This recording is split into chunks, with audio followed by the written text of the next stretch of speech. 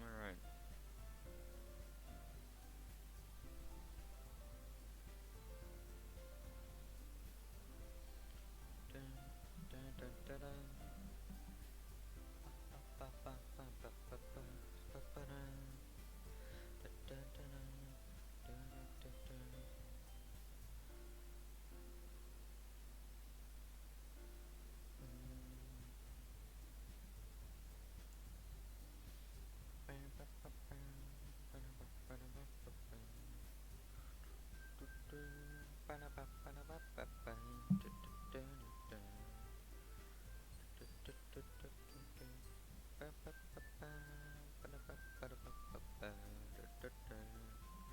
Alrighty.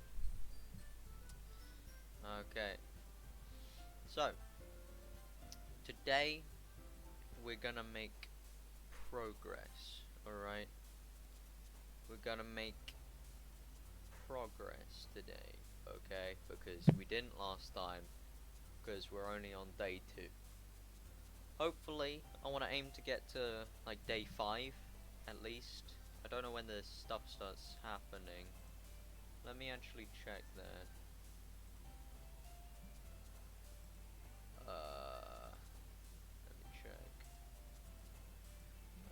When does the weird stuff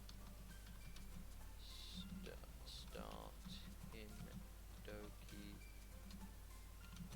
Doki? When does the horror part begin?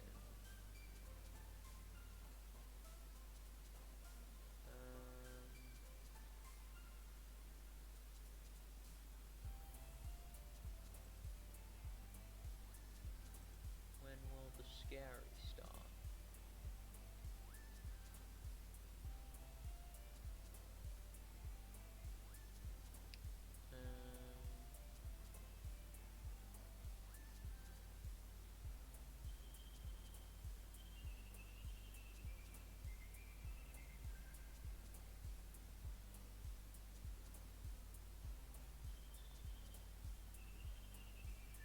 Alright. Okay, it shouldn't be too tricky to find it.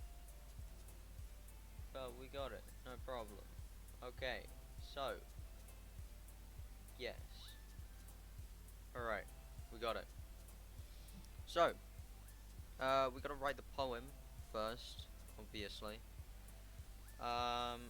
Who should we try and please? Because that's obviously a big part of it. Picking one of them to like do, you know. I feel like we should go Sayori. Although I'm not sure which words. There we go. Alright. Let me just try and get Sayori. Ah, that was a... Alright. Not too... Okay. That was obvious. I probably shouldn't have done that. Rain cloud. Starscape. Not the one. Okay. Pickle. No. Bruh. Happiness. There we go. Easy mode. We got this. Let me just speed run through these. Anime. Alright. Shiny. Alright, we might have got more Natsuki there. I'm not sure. Gotten a little more comfortable here over the past couple days. Entering the club room, the usual scene greets me. Hi, Ethan. Yo, Sayori. Looks like you're in a good mood today. I'm just still not used to you being in the club, that's all. I see. That's a pretty simple thing to get you in a good mood. But I guess it always is the simple things with you anyway. Speaking of which, I'm kind of hungry. You come with me to buy a snack? No thanks. Eh? That's not like you at all. I have my reasons. Why don't we take a look at your purse, Sayori? Eh, eh, eh. Why that, all of a sudden? Is she broke or something? No reason really, just want to look at it. Is she broke? Sayori nervously retrieves her coin purse. She fumbles with the latch and gets it open. Then she turns it upside down and lets its contents spill onto the desk. Only 2 small coins fall out. Ahaha. I knew it. She's just broke. I can see right through you, Sayori. That's not fair. How did you even know? It's simple. Simple. If you had enough money in the first place, you would have bought a snack before coming into the club room. So either you're not hungry and wanted an excuse to take a walk, or you planned to conveniently forget that you spent all your money so that I would lend you some. There's one more thing. You're always hungry. And so that only leaves the one option. What? I give up. Don't make me feel guilty.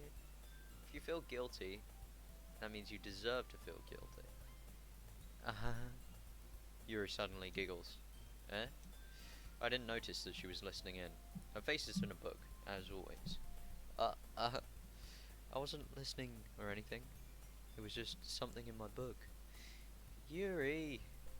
Tell Ethan to let me borrow some money.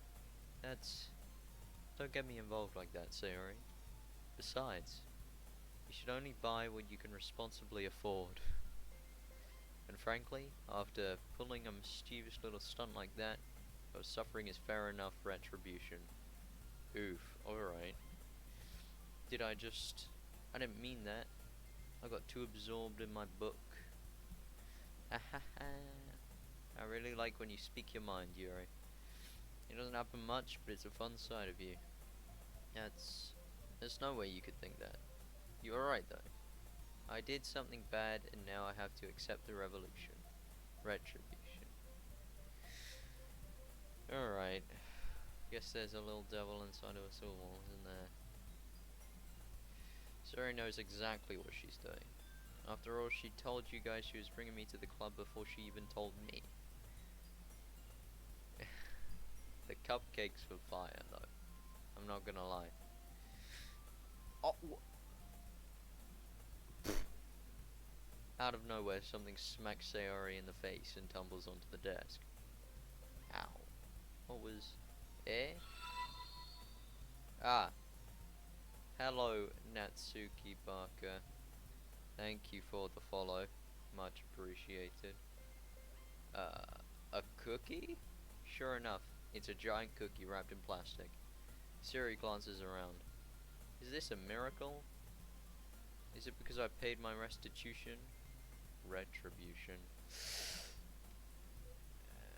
It was Natsuki.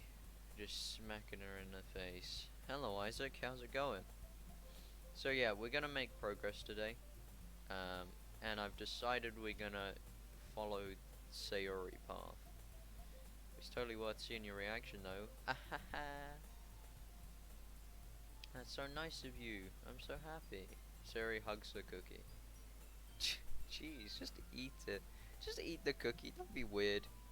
It's just plain weird right now. Sayori rapidly tears open the wrapper and takes a big bite. So good. Sayori suddenly clasps her hands over her mouth. I bit my tongue. I haven't actually joined the Summer Games server yet. I will do, like, I'm thinking, like, next stream or something. Maybe. You're going through a lot over just one cookie. Natsuki takes a bite of her own cookie. Yours look really good too, Natsuki. Can I try it? Jeez. Beggars can't be choosers. Some people already have those. Well, see, Alex has told me that it doesn't matter about the material gain on the server. So, I'm not gonna do that, like, at all. I'm just gonna log on for the events. So, I really don't care. But, cool, I guess. Beggars can't be choosers. But yours is chocolate. Yeah, why do you think I gave you that one? Fine. Still, I'm really happy that you shared this one with me. Sayori gets out of her seat, goes behind Natsuki, then wraps her arms around her. Ah, jeez. I get it, I get it. Cookie still in hand, Natsuki reaches up to nudge Sayori off her. Oh! Sayori suddenly leans down and takes a bite. Oh my god. Oh my gosh. Just runs away. Just takes a cookie. Gone. Easy mode. I mean, fair enough. If it works, it works. Like, I'm not gonna diss it. It's a strategy, and she's shown it works. So, Yuri and I laugh as well. Jeez, you're such a kid sometimes. Monika, can you tell Sayori? Eh? And Suki glances around. Monika isn't in the club room. I wonder where she is. Where's Monika anyway? Good question. Have any of you heard anything about her being late today? Not me. Yeah, I haven't either. That's a bit unusual. I hope she's okay. Of course she's okay. She probably just had something to do today. She's pretty popular after all. Eh? You don't think she has it? Ah, I wouldn't be too surprised. She's probably more desirable than all of us combined. That's true. Excuse me? Suddenly the door swings open. Sorry, I'm super sorry. Ah, there you are. I didn't mean to be late. Hope you guys weren't worried or anything. Eh? Monika chose the club over her boyfriend after all. You're so strong-willed. Boyfriend? What on earth are you talking about? Monika quizzically glances at me. Ah, never mind that. What held you up anyway? Ah, well, my last period today was study hall. To be honest, I kinda just lost track of time. That makes no sense though. You would have heard the bell ringing, at least. I must not have heard it, since I was practicing piano. Piano? I wasn't aware you played music as well, Monika.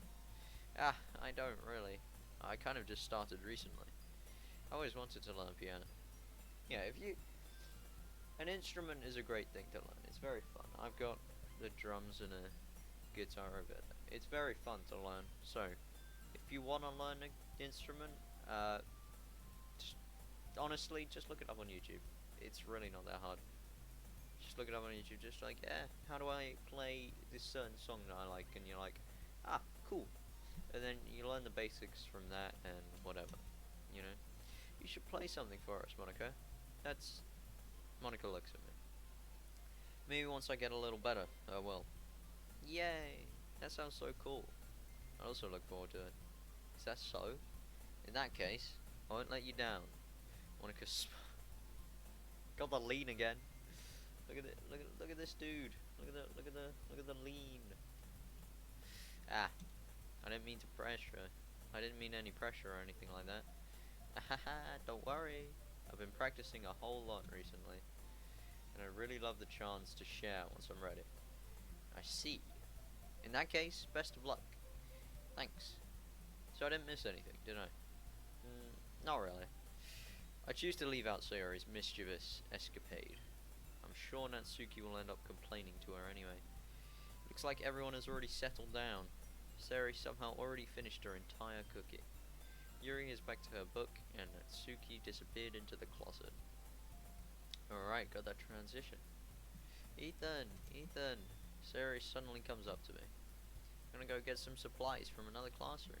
Wanna come with me? Supplies? What for? Well, you know how the festival is coming up. Me and Monika were gonna make some posters and stuff. So I need to find some crayons, and markers, and glue sticks. Ah, I see. Sure, I'll go with you. Yay! Okay, Monika, we'll be back soon. Are you going with Ethan to get the supplies? There's no need to trouble yourself. I'd be happy to go with him. Oh, but I wanted to go. So much fun exploring empty classrooms and stuff. Okay. It was just a suggestion. See if you can find the poster paper too, okay? Okay. Ready, Ethan? Yep, let's go.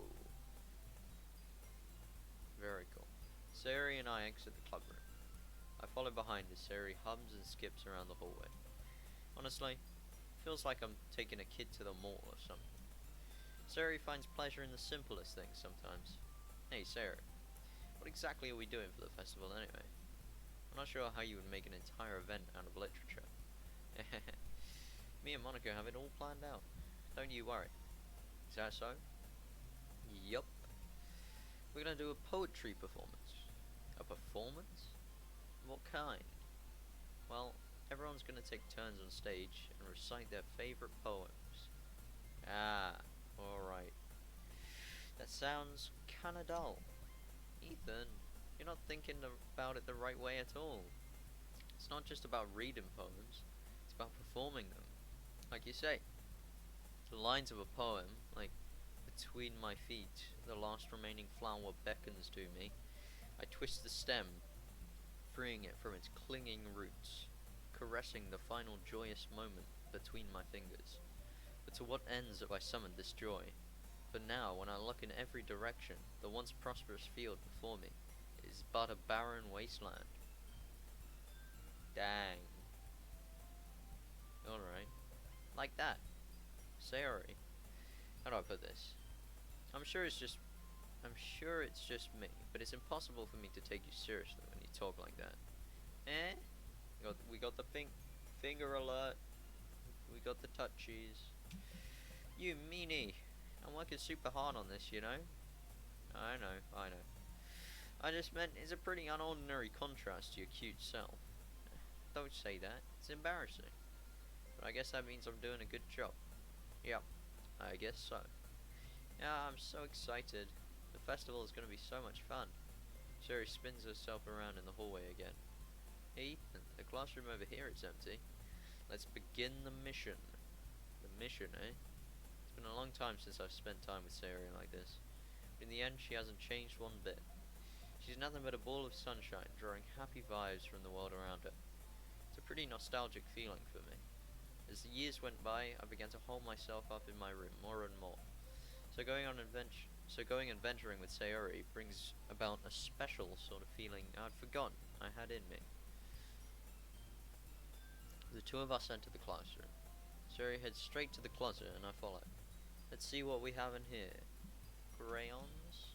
Sayori pulls a box full of crayons off the shelf. They're the best brand too. They're kind of dirty though. Sayori starts pulling various crayons out of the box, reading the color names. Alright, that's one down. Don't get distracted, we still need to find... Wait, I'm looking for my favorite color. Fine. Then at least move aside so I can look for some poster paper. Ah, I dropped one by accident. Smack. Did we hit her? Please say we did. Oh god, I have a blocked nose. Don't know why, I don't normally get like hay fever or anything. Sayori bends over and smacks her forehead right into... Oh, she hit her own forehead. Alright. She falls to the floor and crayons spill all over her lap. Ow! You okay? My forehead... Sayori clutches her forehead. Jeez, Sayori. That's just like you, isn't it? Come on, let me see. Since Sayori is sitting on the floor, I grab her by the waist and pull her out of the closet. You have to move your hands, Sayori. But it hurts. Just do it for a sec. Oh my...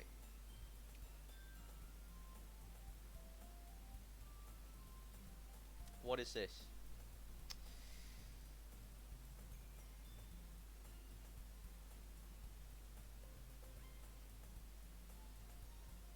What is this? Excuse me? Anyway, let's continue. I gently brush her bangs to the side. Ow. Sorry. There's a huge red mark on the center of her forehead. A bump is starting to form as well. Man, that's gonna swell up. I should find you some ice. Ethan, where would I even find ice around this time? Ah, I guess a cold drink would do. You don't have to. I'm fine with looking like a unicorn moment. Am I right, guys? Even wincing from the pain, Sari makes a silly joke. What are you saying? I'll be right back, okay? Okay. Alrighty. I pass Sari. Oh, okay. I locate the nearest vending machine. What should I get? Doesn't really matter, since it'll be used as an ice pack rather than to drink. But I know Sari likes apple juice, so I purchased that one. In just a moment, I'm already returning to the classroom where I left Sayori. She has one palm on her forehead and is using the other hand to clumsily scoop crayons back into the box. At least they were already in the wrong spots before I spilled them. Sari, yeah. I hand Sari the bottle of apple juice. That does not look like a comfortable hand position. That's all I'm saying. Like, yeah, it just doesn't look right. Anyway, it's nice and cold. Sari opens the cap and starts drinking from it. Sari, what are you doing? It's for your forehead, you idiot. Ah, sorry, I forgot. How hard did you hit your head? Hello, Alex. How's it going? Sari places the bottle against the bump on her head. It stings. Just bear with it, you'll feel better soon. Looks like you cleaned up most of the crowns, so that's good. Ethan. I have to say, I've been watching now that I got a watching streak. Pretty cool. Not gonna lie. Oh, okay. Thank you, Snow the Icy, for the follow. Very much appreciated. What's a watching streak? Sounds pretty interesting. How we used to play outside all the time. I would always try to keep up with you. Kind of oblivious in some ways. Like I usually fell behind or had trouble climbing on the things you did. Sometimes when I tried to do things I couldn't, I would get myself hurt. Fall and scream myself or get up. Are we just having a moment right now? I feel like this is a moment.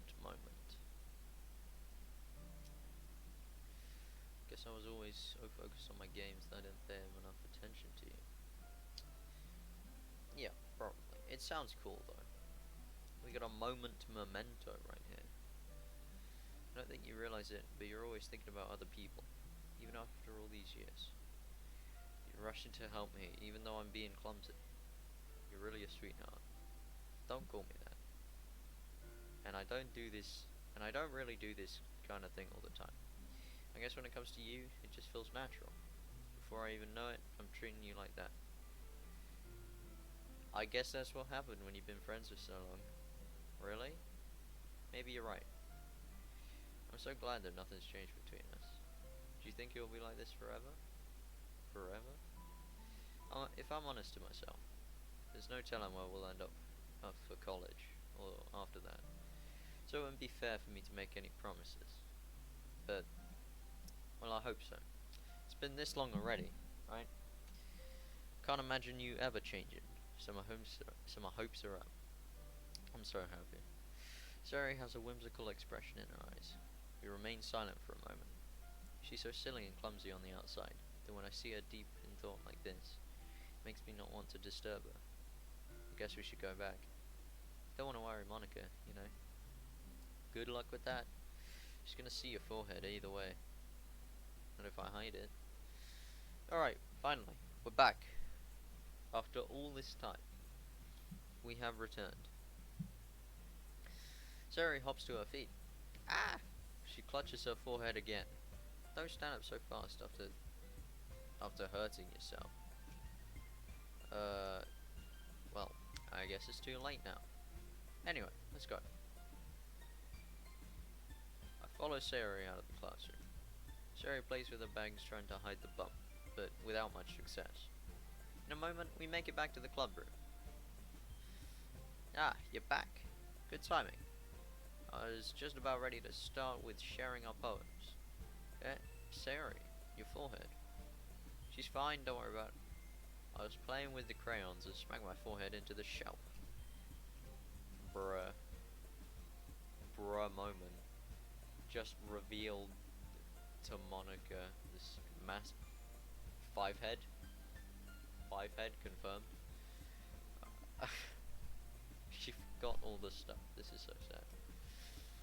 Extremist bruh moment. And we got the lean. I did, Alex, and not right now because I want to make progress, actually. I don't want to just mess around just like we did last time. Even though that was fun, it hasn't reached 40 minutes yet, remember? Alright, I failed to come up with an excuse for Sarah. Made an adventure. In any case, making posters. Alright, oh, sharing poems time. Alright, who should we show our poem to first? I'm feeling like we should show it to Sarah. Let's go. ... Ethan, I really love your poems. Can't believe you've been hiding these from me. Eh, I'm not hiding anything. But your poems are so good. Yesterday's, and this one too. You can't tell me you haven't done this before. I mean, really, hello, Simi Suru, how's it going? I hope you're having a good day. If not, I hope I can make it better. One sec, I just need a... There we go, much better. Alright. There we go, cool. You're really the only one who feels that way, so... No way. Not even Natsuki? Well, I guess Natsuki is the least likely to admit how much she likes something. But I don't think it's like that. What do you mean? Well, I guess I'll be honest about it. It's a lot easier to write poems when I'm thinking about you. Sheesh. My man's making moves. What? Stop thinking weird things. Baka. Sayori is a baka, confirmed. Hello, Ariane. 0613. How's it going? Hope you're having a good day. If not, I hope to make it better. So is the chat weird? I think I accidentally messed with it. Okay, don't worry about it. Fine. Baka just means you've got a really expressive person, I guess. How am I supposed to write poems about my own stupid life? But you somehow make everything in your life an adventure. Even the little things. Like cooking. Let's not talk about that. We got the finger touch. We're showing all the signs. We got the baka. We got the finger touch. We got the everything. I guess what I'm saying is I can feel more feelings through you than I can through myself. We have that kind of weird connection. It's your fault for getting in my business all the time. Yeah, get out of here, Sarah. Get out of here. Hope you're having a good day. Too. I'm doing good. That's good to hear. Very cool. And yeah, I'm having a pretty good day. Every single sense is tingling. Spider sense is tingling right now. We got the spider sense is going through the roof. Okay, guys, you better watch out. I don't know if I understand. You never understand when I try explaining things to you, do you, Sayori? I pat Sayori's head. I'm not a kid, you know. You sure about that? Alright. Will you give me your poem? I want to keep it. Blah blah blah. Got the finger touch again. I'll give it to you when we get home. Really? Snap. What snapped? Her bones. I broke my pencil. Sarah hastily bends down to pick up the piece she dropped. But being unattentive of her surroundings, she bumps right into me. It's fine. It's fine. I'll get it for you. Bend down and pick up the broken pencil. Sarah clutches the desk beside her to support herself, knees shaking. I'm a little clumsy today. Yeah. That. Let's sit down, Sarah. Yeah. I grab Sarah's arm and help her sit at the desk. Anyway, I still haven't read your poem. Oh, sorry, I forgot about that. But it's not as good as yours. Jeez, don't worry. I'm sure I'll like it. Alright, how should we read this? Should we read it properly? I feel like that would be an adequate thing to do. Alright. Bottles. I pop off my scalp like the lid of a cookie jar. It's a secret place where I keep all my dreams. little balls of sunshine, all rubbing together like a bundle of kittens. I reach inside with my thumb and forefinger and pluck one out. It's warm and tingly, but there's no time to waste. I put it in a bottle to keep it safe, and I put the bottle on the shelf with all of the other bottles. Happy thoughts, happy thoughts, happy thoughts in bottles, all in a row. My collection makes me a lot of friends, each bottle a starlight to make amends. Sometimes my friend feels a certain way, down comes a bottle to save the day. Night after night, more dreams. Friend after friend, more bottles. Deeper and deeper my fingers go, like exploring a dark cave, discovering the secrets hidden in the nook and cranny, hiding in the nooks and crannies, digging and digging, scraping and scraping. I blow dust off my bottle caps. It doesn't feel like time elapsed. My empty shelf could use some more. My friends look through my locked front door. Finally all done, I open up, and in come my friends. In they come, in such a hurry. Do they want my bottles that much? I frantically pull them from the shelf, one after the other, holding them out to each and every friend, each and every bottle. But every time I let one go, it shatters in the tile between my feet. Happy thoughts, happy thoughts, happy thoughts in shards, all over the floor. They were supposed to be for my friends who aren't smiling. They're all shouting and pleading, something, but all I hear is echo, echo, echo, echo, echo, inside of my head. That was a pretty long one, I'm not gonna lie. That was... Alright, wait, one sec. That was not good. Oh well, doesn't matter.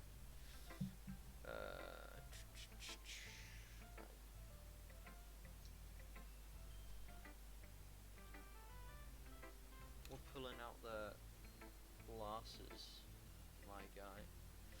They do be very long though. Sheesh. It's a sheesh moment to be sure. It's long, but it had a lot of meaning. Like, the way I interpreted that was, she grabs these thoughts, from her mind, and she tries to make other people happy without focusing on herself and how happy she is. Thank you, Ariane, for the follow. Much appreciated. Thank you very much. And so through that chaos of not focusing on how she's feeling, but instead focusing on how the other, how her quote unquote friends are feeling, and how everybody else around her is feeling, she breaks a bottle, which breaks her thoughts, maybe feelings, like her mind is broken or gone for that, gone for that, you know, it's just gone. And there's really not much you can do about it, because it's broken now, it's on the floor, it's in shards, like she said, and I just feel like that's very meaningful, and I like it. Also, Ariane, 85th follow, very cool. Alright, holy crap. Sarah, did you really write this? Of course I did. Didn't I tell you yesterday I was going to write the best poem ever? Yeah, but, I mean, I didn't expect something like this coming from you. Monica taught me a whole lot. I've been really in touch with my feelings recently. I see that. It's almost kind of creepy. Creepy? Well, not exactly. Maybe because I'm so used to you being cheerful. Well, never mind. I'm thinking too hard about it. The point is, it came out good, so you should be proud of it. Ah, thanks. I feel like I was meant to express myself this way. It even helps me understand my own feelings a little bit better. Writing is like magic. You've gotten pretty passionate about this, huh? Hope you keep it up. Yeah, writing's the best. I'm gonna keep writing till I die. Don't get ahead of yourself. Sarah's always had a habit of being obsessed with something before dropping it no more than a week later. I wonder if this is one of those times. But seeing the passion in her eyes makes it hard for me to be pessimistic. Alright, who are we picking next? I think we should just go through now. Alright, Natsuki. We don't really care what Natsuki thinks. It's not any worse, not any better. Not a train wreck. Blah blah blah blah. She thinks she's good.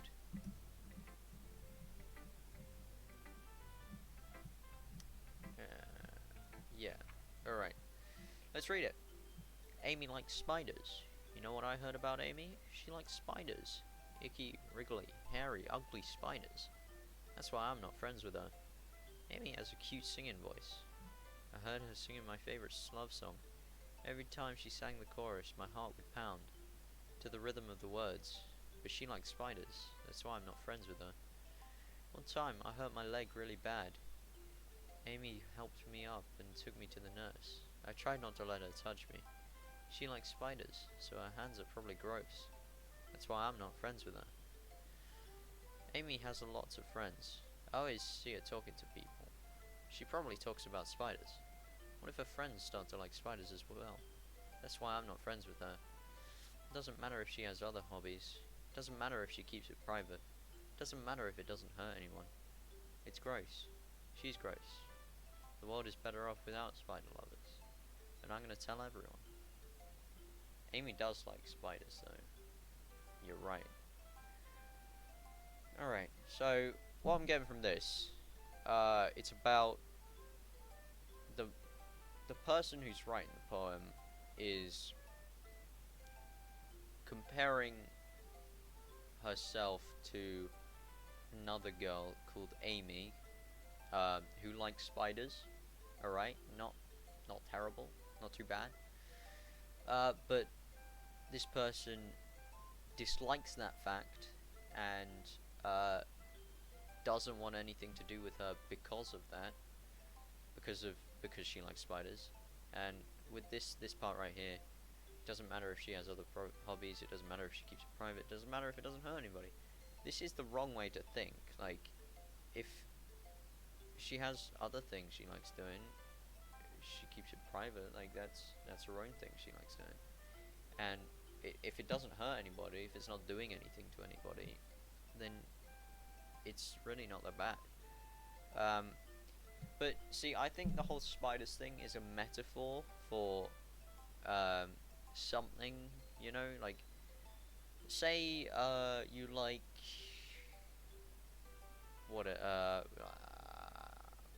say you like making cheesecake, okay? People don't like that, so then they're not friends with you. And for such a weird reason, like, just because you like making cheesecake, they're like, you know what, we're not gonna be friends with you because you like making cheesecake. I don't like making cheesecake. See, like, that's not the cheesecake isn't the point, alright? The cheesecake isn't the point. It's like, alright, so right, you can think of something else, alright? Say we think about like, say somebody is struggling, okay, with like something's going on in their life, and something's like, they don't feel too good. You know, imagine the spiders are something that's happened to them. Say, imagine that they're going through something and they're just feeling really down. This is like, yeah. So imagine the spiders are like anxiety or something like that. The spiders are like a metaphor.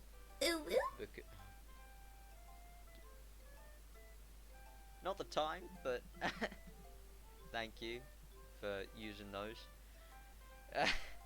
So, like, the spiders, they're the metaphor for something else, and it's not spider flavor.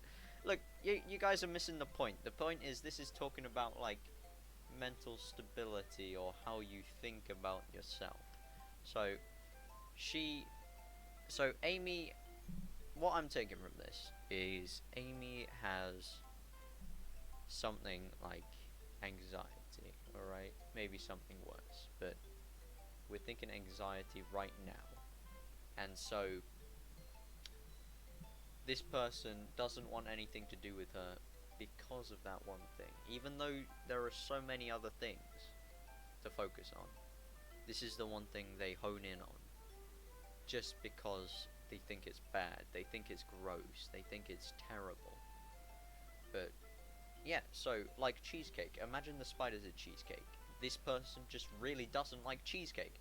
And even though she can, like, play the piano, play the guitar, sing really well, like it says, they focus on the cheesecake just because they don't like the cheesecake. You see? So it's actually really insightful, even though it's like really short.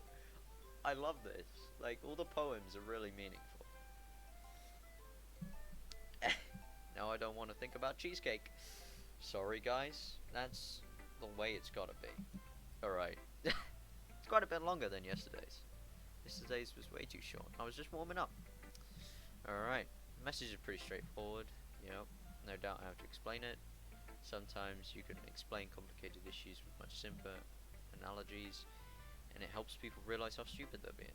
Like, anyone would agree that the subject of this poem is an ignorant jerk. Like, so the person who doesn't like cheesecake, in Natsuki's words, is an ignorant jerk, because they're not focusing on anything else that Amy likes. They're just focusing on the cheesecake.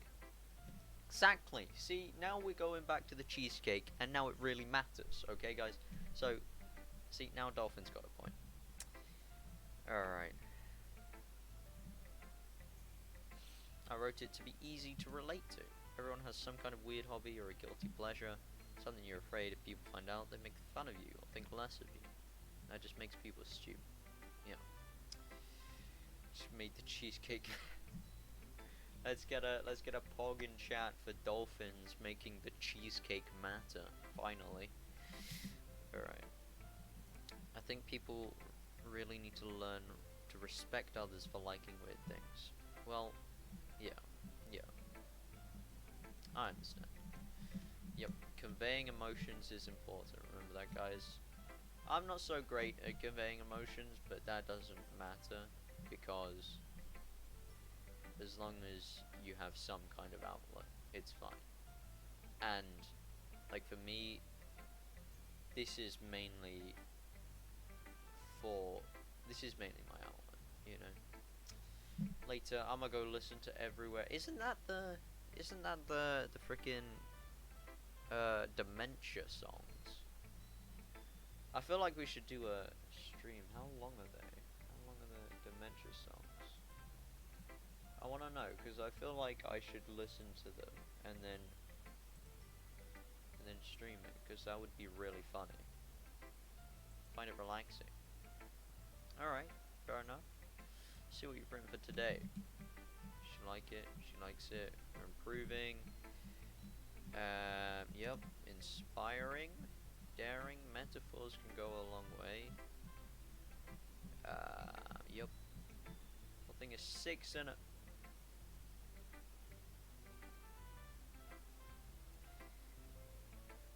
Six and a half hours long. Alright. Okay.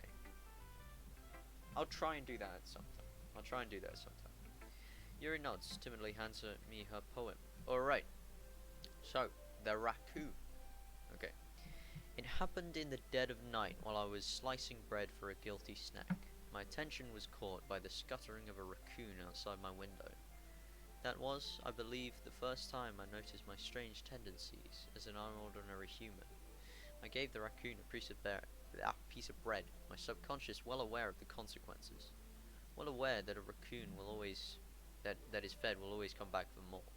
The enticing beauty of my cutting knife was the symptom. The bread, my hungry curiosity. The raccoon, an urge. The moon increments its phase and reflects that much more light off of my cutting knife. The very same light that glistens in the eyes of my raccoon friend. I slice the bread, fresh and soft. The raccoon becomes excited. Or perhaps I'm merely projecting my emotions onto the newly satisfied animal. The raccoon has taken to following me. You could say that we've gotten quite used to each other. The raccoon becomes hungry more and more frequently, so my bread is always handy. Every time I brandish my cutting knife, the raccoon shows me its excitement. A rush of blood. Classic Pavlovian conditioning. I slice the bread and feed myself again. Alright. I feel like this one is quite simple in its meaning. So, she does state in the second paragraph that the bread is curiosity, a knife is there, so you got a knife, curiosity, and you got a raccoon. You've got a raccoon, which is the urge, alright? So, we got our boy Rocket the raccoon, okay? So we got a raccoon, we got a knife, and we got an curiosity, right? So the raccoon is an urge. So she says the more that you feed that urge with the curiosity, the more it comes back. And now that's a really simple metaphor for addiction. Like if you do something, like this is major, but like I don't know, like gambling. Okay, so not that major. Gambling, still major, but not as much. So we have gambling. If you feed yourself the gambling, like addiction, you get like dopamine in your brain because you're happy, you're winning. You're like, oh yeah, I can do this. But the more and more that you feed that urge, the more it's gonna come back and it's gonna bite you, and that's when it really comes back in like all of its force. So, but in this case, we have like an actual knife. Like that's not a metaphor because it never states anywhere that it's a metaphor. So, this is something to do with a knife, and it's an addiction. So, something like that. You could say we've gotten quite used to each other. So that's like when you get used to an addiction. You know, like you've we'll keep the gambling metaphor. Well, you've been gambling for so long that you just that's part of you now, and like the raccoon doesn't go away. It's just inside your brain, and it becomes hungry more and more frequently, which just means with addiction you have to feed it more and more. You have to get more and more to get that same level of like joy that you get. I like how you explain the poems. I never saw someone. No, I'm just really interested in the subtext behind the poem. It's really nice. Thank you. Thank you. I appreciate that. I just really enjoy subtext and like meanings behind words and what they mean and what the person writing meant, because it wasn't like a robot that wrote this. It was like an actual person, and they're writing it for a reason.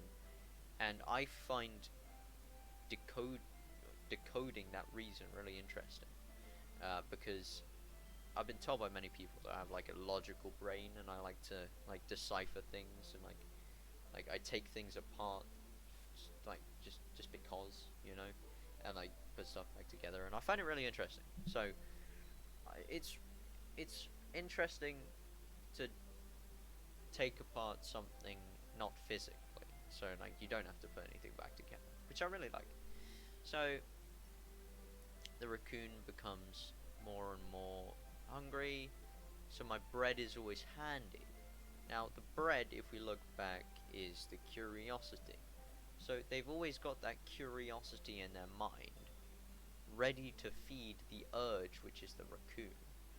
And every time they brandish the knife, the urge is excited, which is basically, it's a psychological thing, because so my mum did a A-level psychology, I think, And she explained to me that with addiction, like, well, I also know this from this famous experiment that this I think this Greek guy did, where he had his dog like locked up, and then he rang a bell, and then he fed the dog, and because the dog was being fed, it started salivating, you know, like saliva built up and like it drooled and whatever. And so after like ringing the bell and feeding it, then ring the bell and feeding it, then ringing the bell and feeding it, and like the dog started to link the bell to the food, which meant that eventually he just rang the bell and the dog started salivating. So that's the same with this poem here. So they the urge has like it's connected the knife and the joy that it gets out of it, and it's connected those two things. So whenever it's shown a knife, like whenever this person sees a knife, like they just get excited because of this urge.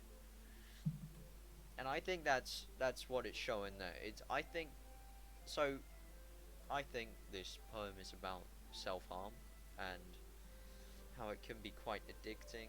Um, yeah, personally, I know someone who struggled with that, and it's not a fun thing. I was a lot more daring with this one than yesterday's. Yes, you were. It's very metaphorical. Yeah. Yep. Alright. She was talking about how it doesn't matter what you're into as long as you're not hurting anybody. Now, self-harm is hurting somebody, and that's yourself. So, it's not a healthy thing. It's hurting somebody, and that somebody is you, who you should always be looking out for. So, it's never good. And now I've just linked Rocket Raccoon with self-harm. How cool. I'm just too good at the game. I'm just great. Alright. Sounds like you two have that in common. Alright. So Yuri and Natsuki are similar. Interesting. Yeah, so I've been told that there's a lot of subtext behind this game, and so that's mainly why I'm just analysing it. How's the rank going? Alright. Happy you're applying to someone I know and this problem, but she was able to stop doing that. That's great. That's really good to hear. Like, honestly, that's phenomenal. Like, stop.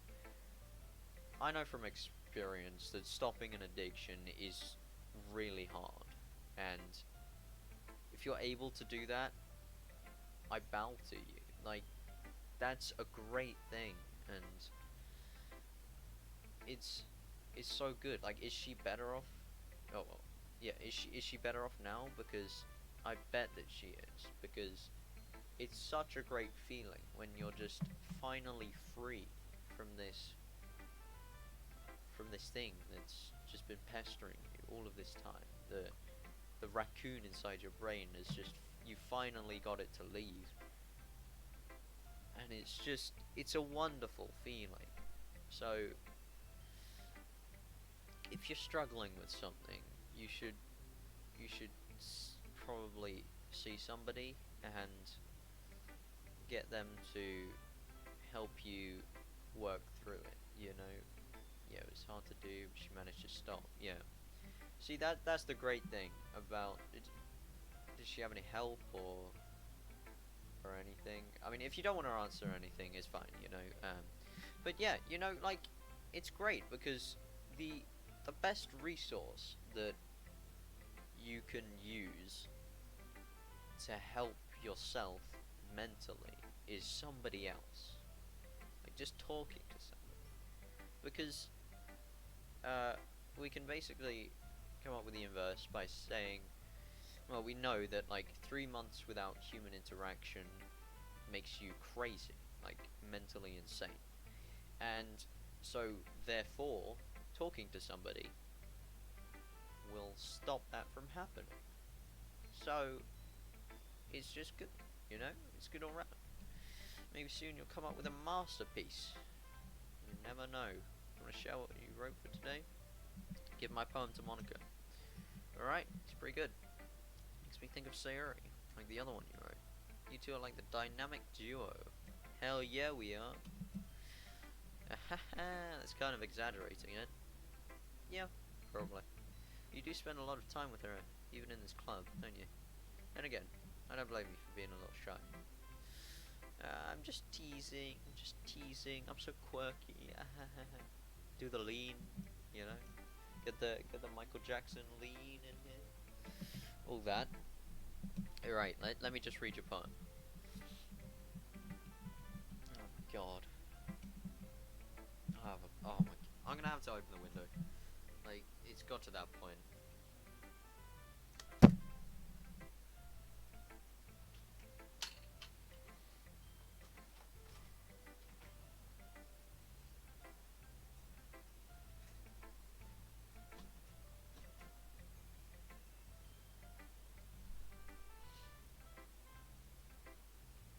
There we go. Yeah, it's very cold outside, but it's better than having a blocked nose, you know? Alright. Well, alright. But anyway, you want to read my poem now? Yes, I do. Save me. Load. Alright, save me. The colours, they won't stop. Bright, beautiful colours. Flashing, expanding, piercing. Red, green, blue. An endless cacophony of meaningless noise. Game, what other games do you stream? Sorry, my English might be bad. It's not my first language. Alright, yeah, so I'm always up for questions like this. Like, honestly, it's not too bad of a thing to not have like English as your first language. Learning a language is pretty cool, you know. Alright, anyway, so probably like Minecraft and Steam games, things like that. I mean, probably, yeah, probably just that, you know. Maybe modern Minecraft and stuff, you know. That'd be cool. Alright. An endless cacophony of meaningless noise. The noise, it won't stop. Violent, grating waveforms. Squeaking, screeching, piercing. Sin, sine, cosine, tangent. Like playing a chalkboard on a turntable. Like playing a vinyl on a pizza crust. An endless poem of meaningless. Load me. Alright. See, there's not much here, which means it's kind of hard to decipher.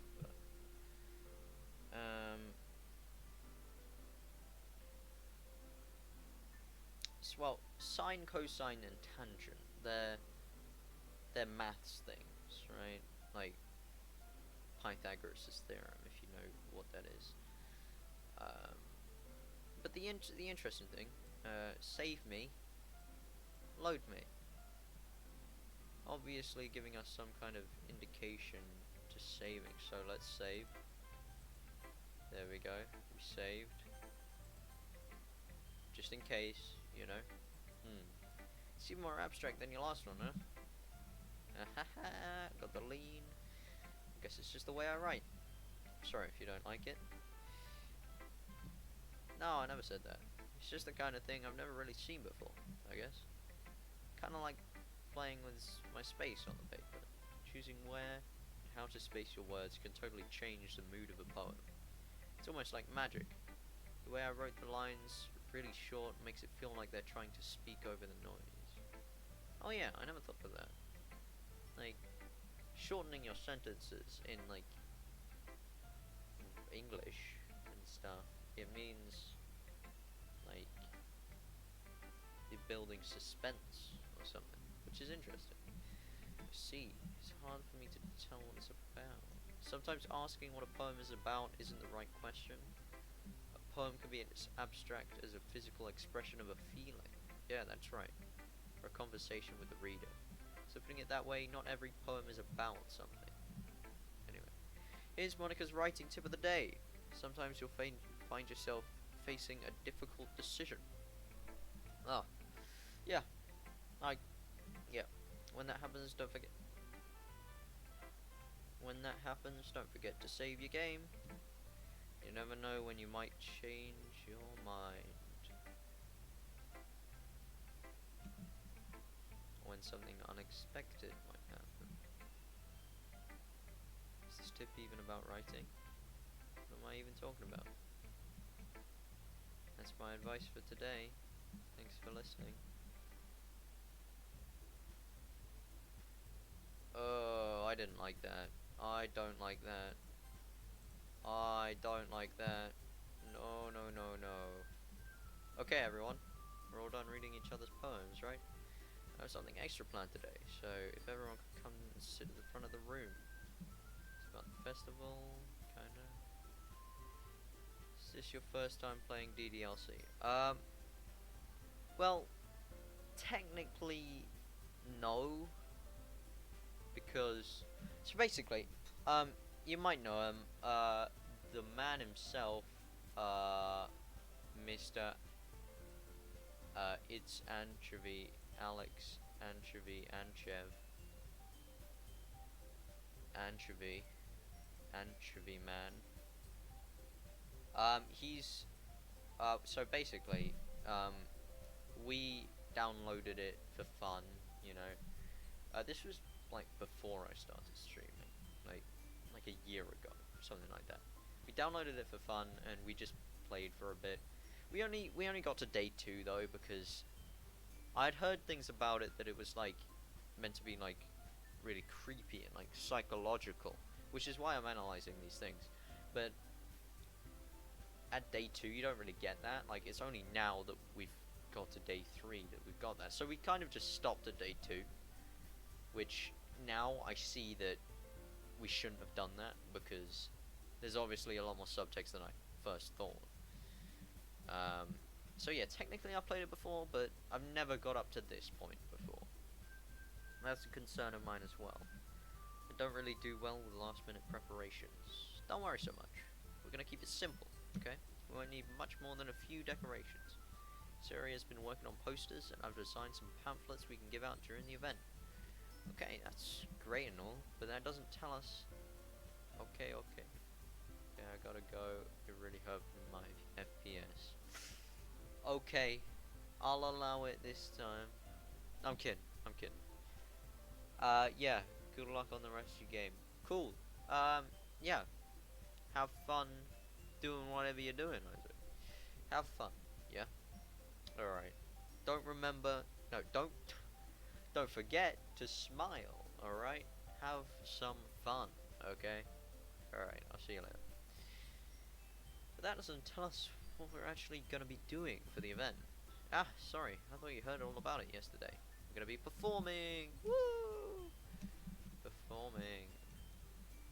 Oh yeah, Yuri's like shy, isn't she? Yeah, I really love DDLC, it's really cool, and yeah, it gets creepy at some point. Alright, please don't spoil it for me. I would like to experience it for myself, because people have said it's really cool. Sheesh. I don't think those two like performing, like Natsuki and Yuri. Because they're like shy and stuff. Sheesh, Monica. Naughty. No, of course not. Very cool. Thank you very much. I appreciate that. Being intimate with yourself, finding new horizons, and having fun. That's right. It's those reasons that we're all in the club today. Don't you want to share that with others? To inspire them to find the same feelings that brought you here in the first place? I know you do. I know we all do. If all it takes is standing in front of the room for 2 minutes and reciting a poem, then I know you can do it. Sorry, just had to water break real quick. Oh, my throat is getting dry reading all of this. I guess that leaves me no choice. I agree, I don't think it's too much to ask. I think Sari and Monica have been trying really hard to get new members. I think the least we can do is help them out a little bit. Well, maybe, but it looks like Natsuki doesn't have any arguments left. Let's go, we won the argument. Very nice. Alright, yeah, I don't think there's much more to this day. Practice reciting. That's what they're doing. The title of this poem. Am I needed for the comic relief yet? No, no, no. Look, Sam. Look. This stream was meant to be productive, alright? We've almost got through the most meaty day yet, alright? So just chill out. I don't think I'll need you for a good couple more streams, alright? And I definitely don't want any D's nuts jokes, okay? Alright. The total of this poem is The Way They Fly. Monica begins reciting a poem. Her clear, confident voice fills the room. More than that, her inflection is pristine. She knows exactly how to apply emotion behind each line she recites, bringing the words to life. I'm sorry, Sam, but that's the truth. You can stay if you want, but it's fine, okay? Everyone has their eyes on Monica. Sari looks amazed. Yuri has an intense expression on her face that I don't understand. Finally, Monica finishes the recitation. Did we not get to hear the... Let me see if I can find the poem. What was it called? Like, The Way I Fly. Oh, that's... like the way... The way we fly.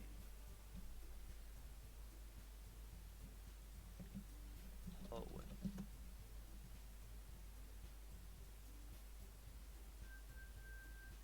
The Way We Fly, DDLC poem.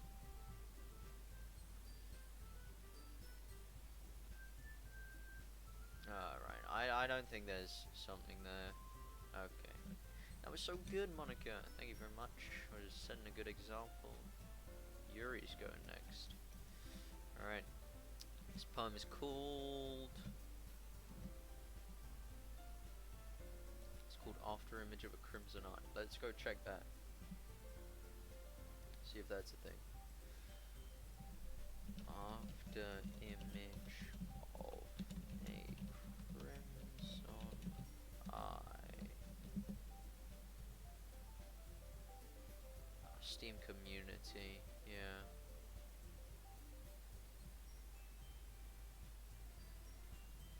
Yeah, alright. Yuri's voice shakes as she starts reading the poem.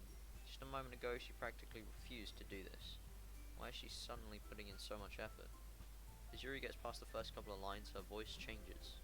It's almost like what happens when Yuri gets absorbed into her books. Her quivering words transform into sharp syllables of a fierce, confident woman. The poem is full of twists and turns in its structure that she enunciates with perfect timing. This must be a rare glimpse into the whirling fire Yuri keeps concealed inside her head. Suddenly she's finished. Everyone is stunned. Yuri snaps back to reality and glances around her as if she bewildered even herself. I'm sorry, I saw something and I have to do this.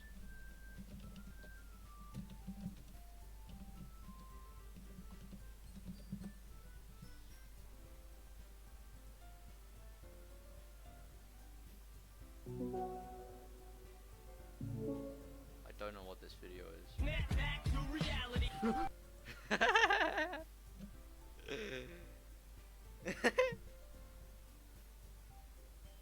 Snap back to reality. Oh, that's funny. It's up to me to save the situation. I'm the first to start applauding. Everyone joins me afterwards, and we give Yuri the recognition. She snapped back to reality, guys. That's the face that was at the end of the video. Alright, Yuri, that was really good. Thank you for sharing. blah blah. Yep, yep. My meadow. Sorry, I giggled. Sayori. It's a lot harder than I thought. How did you guys do it so easily? Try not to think of it like you're reciting to other people. Imagine you're reciting it to yourself, like in front of a mirror or in your own head. That's a really good way, actually, to build up confidence. If anybody's like reading poems or like scripts or whatever, I do recommend doing that because I know it works for me. I'm not sure if it works for you guys, but if that's something that you have to do, it's a very effective technique. I should probably actually. Should I move my camera here? Because I feel like I look over here a lot more. That's why is that so wonky? Alright, anyway. I'll try do that bit. I'll try and do that bit later. Oh, now I'm in the center. Well, that's good. I'm never in the center. Alright. Two things to remember from DDLC. Yuri snapped back to reality and spider flavored cheesecake.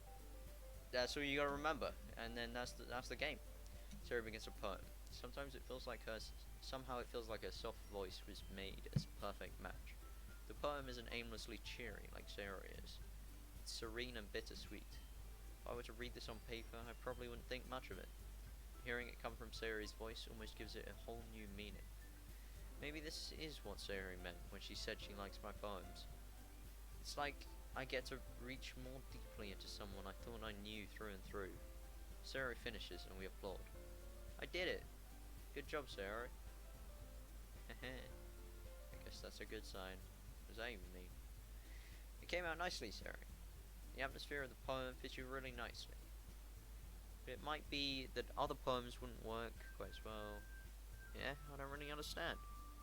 In other words, I've seen poems of yours where that sort of gentle delivery wouldn't work as well. You might need a little more force behind them, depending on what you're reading. Oh, I know what you mean. That's, well, I've been practicing that kind of thing. Just embarrassing to do it in front of everyone. We got the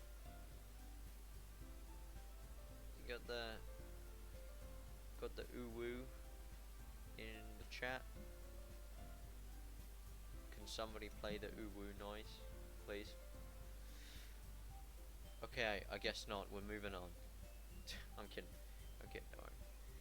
The next time I'm gonna make you pick a poem that challenges you a little bit more. That's interesting. Always challenge yourself. It makes you excel.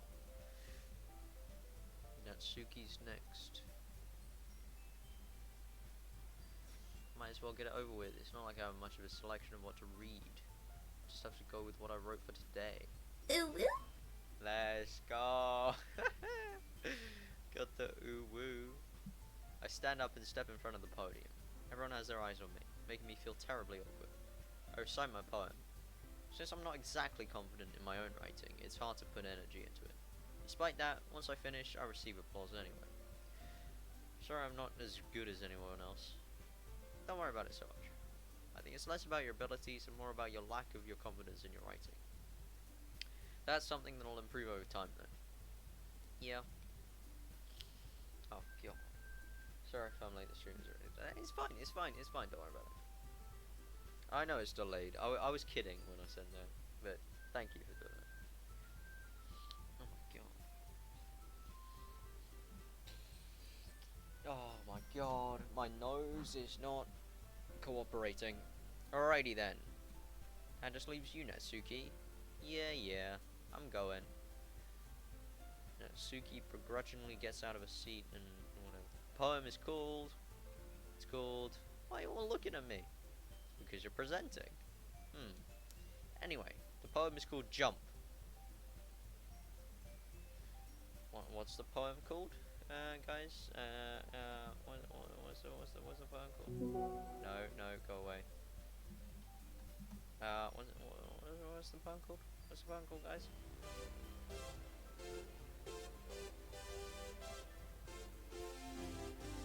Okay, I'm gonna get killed if I play anymore. Alright. It's called Jump. When she starts reciting the poem, her sour attitude disappears a little. While she's still a little unenthused, her poem has a rhythm and rhyme to it. It's Natsuki's trademark style, and it works out surprisingly well when spoken aloud. The words feel like they bounce up and down, as if giving life to the poem. Natsuki finishes, and everyone applauds. She huffs back to her seat. That wasn't so bad, was it? Easy for you to say. Better not make me do that again. Ah, well, you gotta do it at the festival, my guy. I can put on whatever face I want for other people. When it's just my friends, it's just embarrassing. That's a surprise, Natsuki. But I think it would be the other way around for me.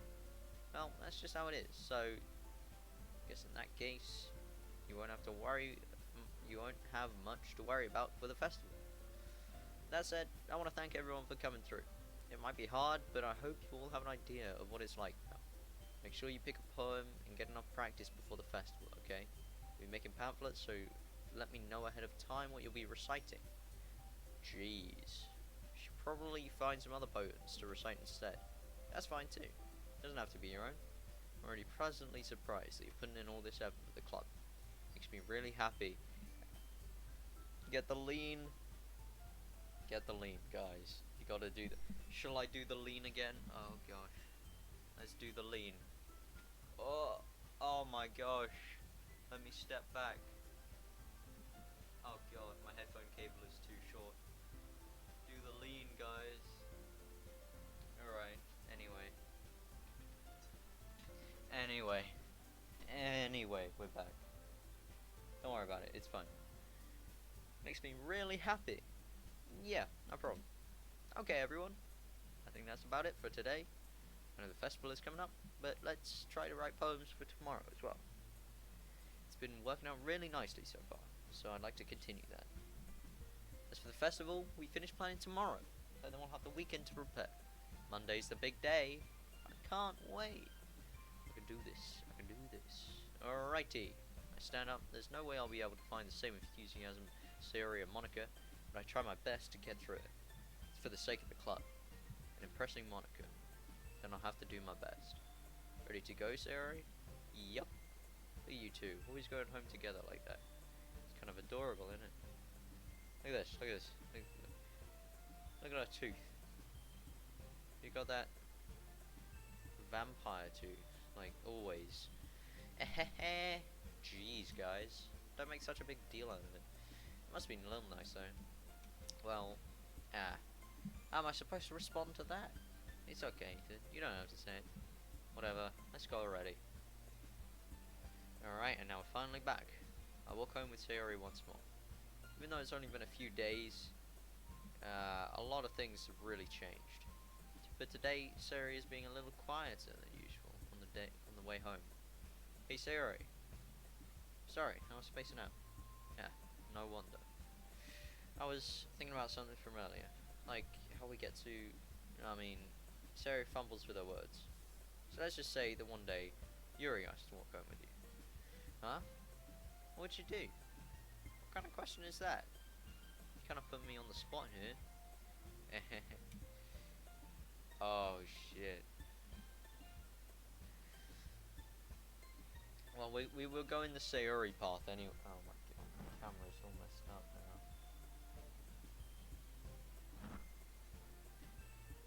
Yeah, that's cool. We were going the Sayori path, so we're going Sayori. Sayori, you really think I would ditch you for Yuri? But she's so beautiful and smart. Jeez, I already see her in the club every day. Besides, you always seem to really like going home together. I wouldn't just ruin that for you. You're so silly. You think about me too much sometimes. Yuri would deserve it if she wanted, so... Sorry, I've already made up my mind. I really can't figure you out sometimes. Sorry. Besides, what's the point in speculating something that's never gonna happen? The conversation trails off. It's kind of a weird thing for Sayori to care so much about. Oh, so Sayori is your favorite? Yes. Yeah, we're doing Sayori. We're getting the poems for her. That's what we're doing. And yeah, I think it just makes sense, you know. But I want to respect her and keep her happy too. Then again, the festival is only a few days away. Who knows what will happen in that time? Alright, is that the next day? That's the next day. Let's save. Sheesh, it's only 8 o'clock? Oh my gosh. Right, I guess we can keep going for a while. Alrighty. What should we... I'm gonna do this. Let's go. Peaceful. Let's go. Haven't said. Let's go. Meager. Let's go.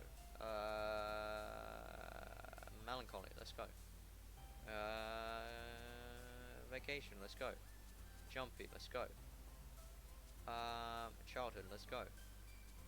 Portrait. Play. Playground.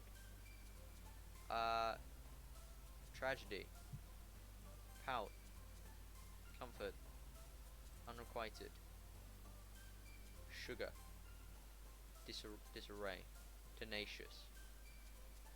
Embrace. Variance. I think we got too much Yuri there. Aw, man. I don't have the soundbite up. Oh my god. Guys, wait, I'm gonna do a funny. Get it? Oh shoot. Oh shoot. Oh shoot, wait. Oh shoot, wait. Where's the...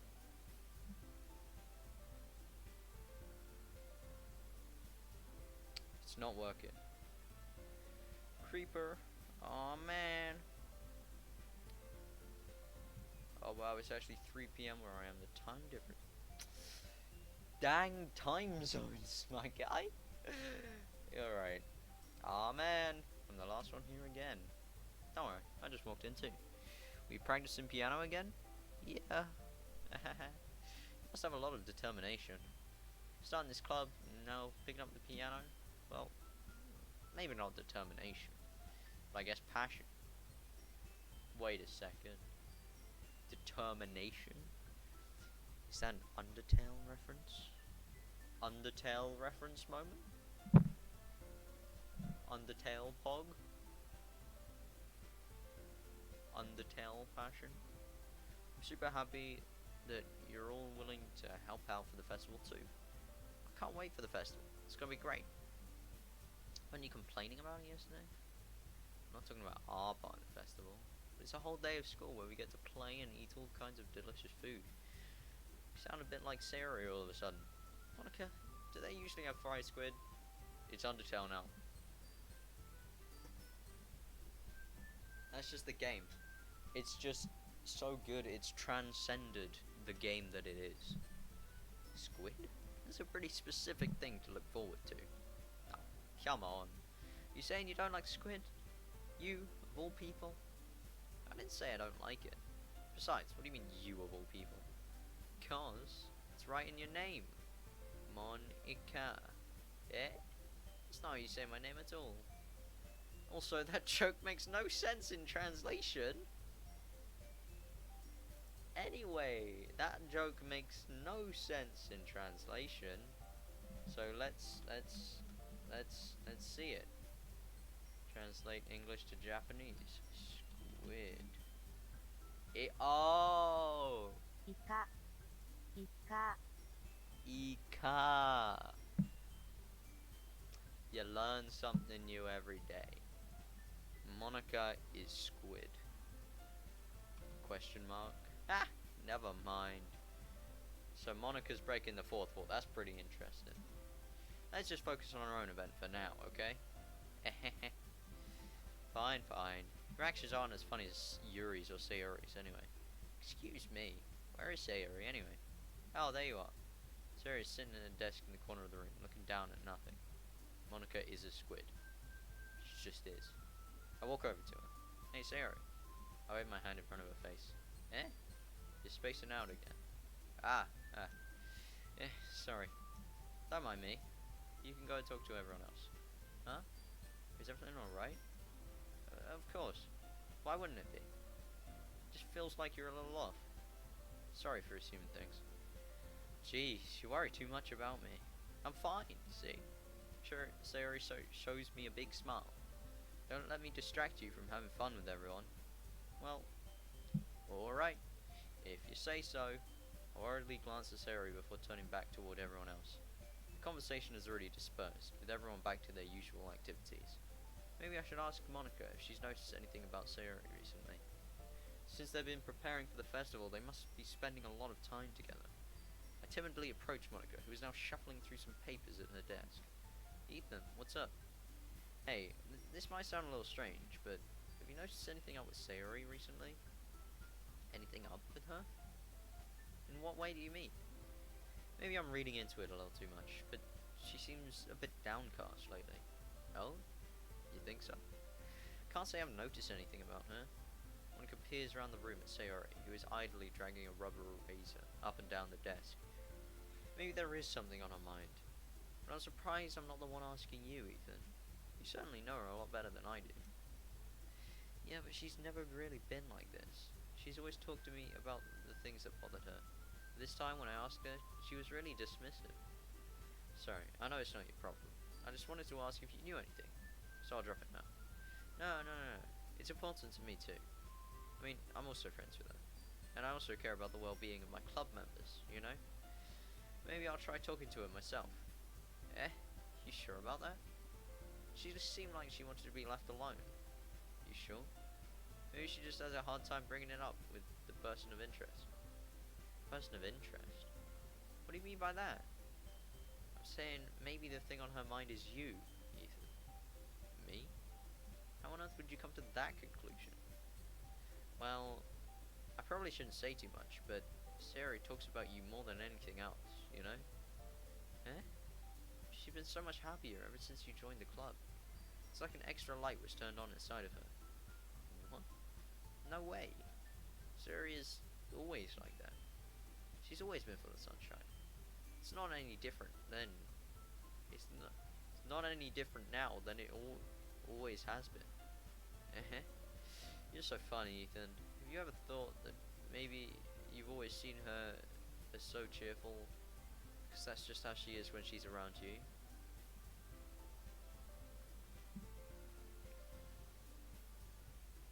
Mind sufficiently blown. Yeah, so perception of a person it's a very deep topic because like there are so many people, so there are so many perceptions of a person, and so that means that everyone perceives some things in different ways, which means that even though you might think that you're like the same as someone else, you might have a completely different perception of somebody to them because they just act different, you know? And that's not necessarily a bad thing, but it's not necessarily a good thing either. So I just find it interesting to find out how other people think and things like that. So what do I know anyway? People can see it. Yeah. People can see like take like Joe Biden for instance. Like I'm just throwing that out. Some people might love him. Some people might hate him. It's all about perception. Like that's a very straightforward example. But it's like take me for example. Some people like me, watch me all the time, like always come down to a stream. Like say Isaac. Some people hop in for the odd stream, like Matthew or Sam or Alex. And then some people stream with me, like Alex and people like that, and some other people just hate me, and like, I don't know why, but they just do, and it's all perception. It's like, what part of the stream did they come in on? Like that first impressions are a really big thing because that like sets the baseline for how that person perceives you for the rest of your time with them. So it's a lot to think about, yeah. Alright. Monika smiles meaningfully. I know she said to forget about it, but I already know that I won't be able to get her words out of my head. Monika stands up in front of her desk and walks across the room to where Sayori is sitting.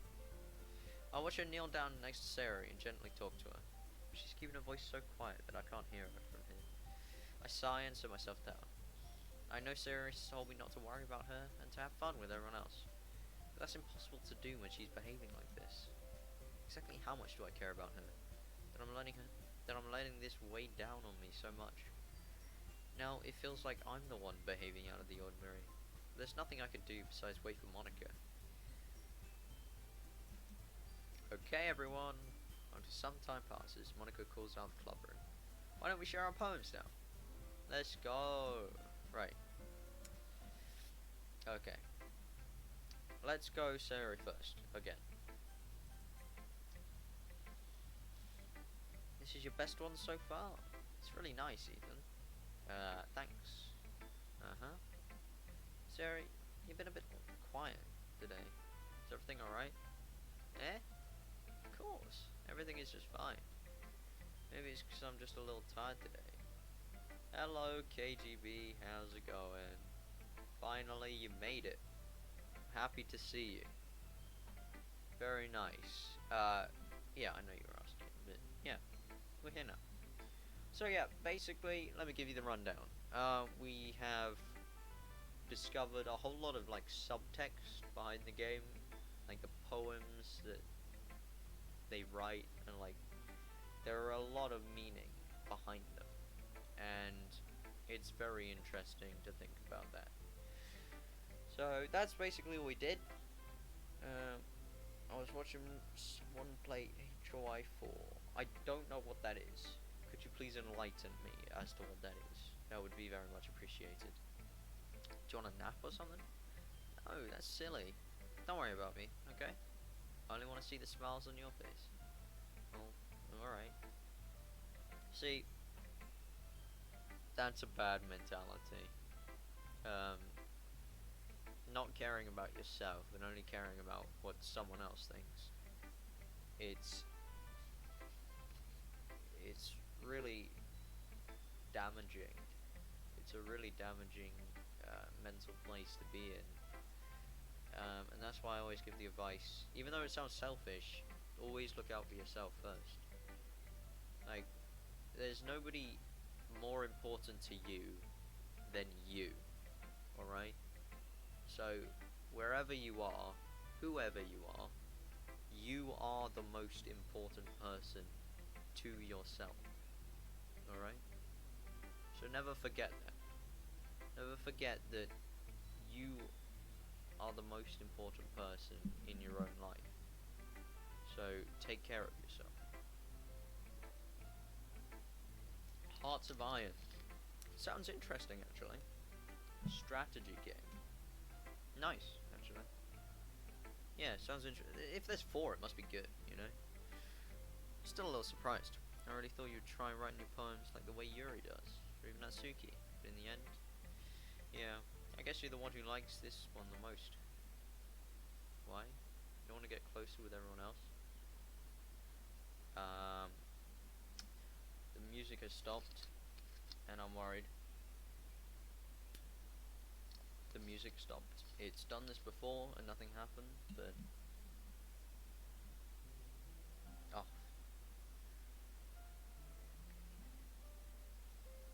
I was actually worried for a second.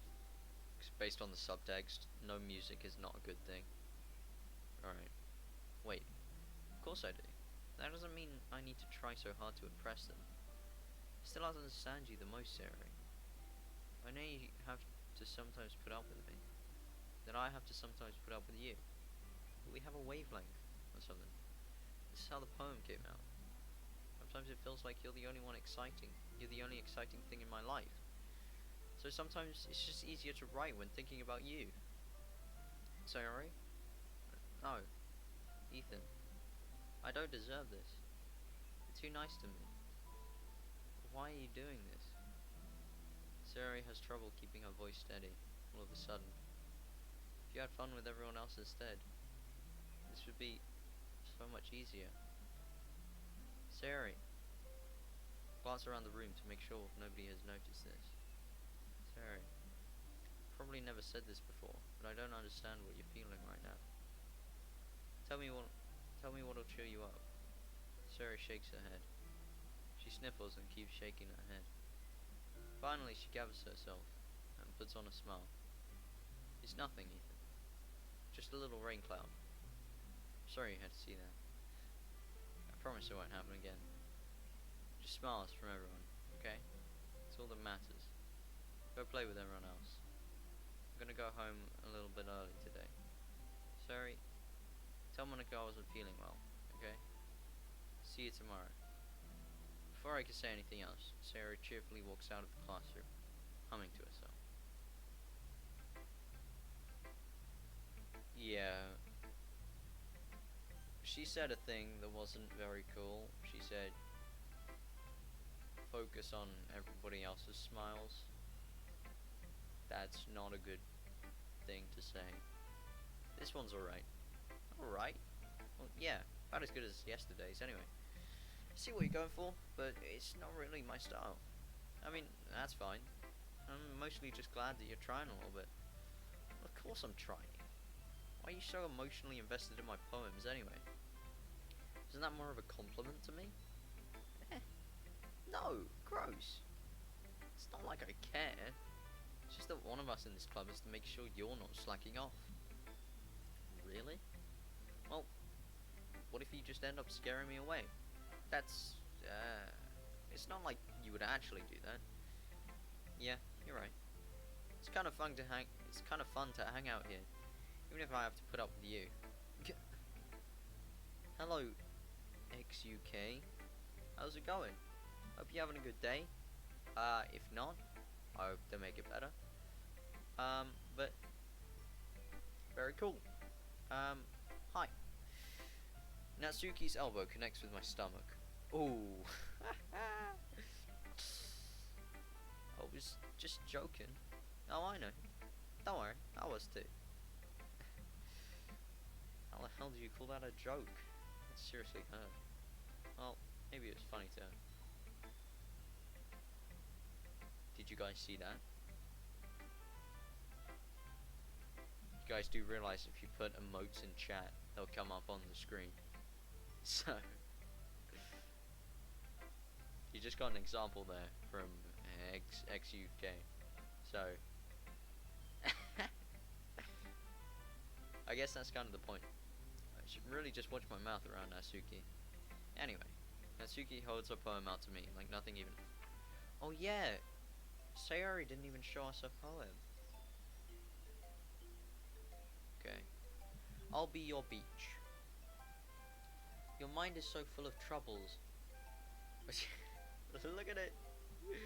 It's on the screen.